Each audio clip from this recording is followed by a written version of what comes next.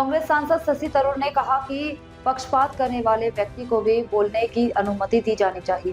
उन्होंने कहा कि जिस मामले का हवाला दिया जा रहा है वह पहले से ही सार्वजनिक रूप से मौजूद है।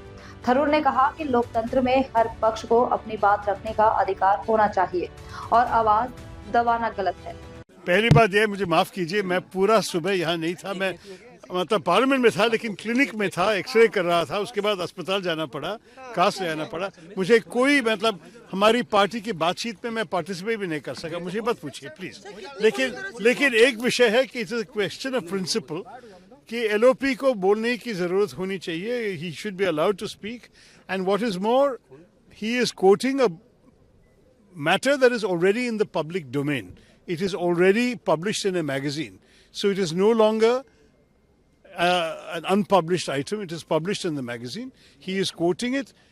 And all he wanted to do was to make his point and then move on to other issues in the president's address. By raising such a big objection and not allowing him to speak, a much larger problem has been created than needed to be created.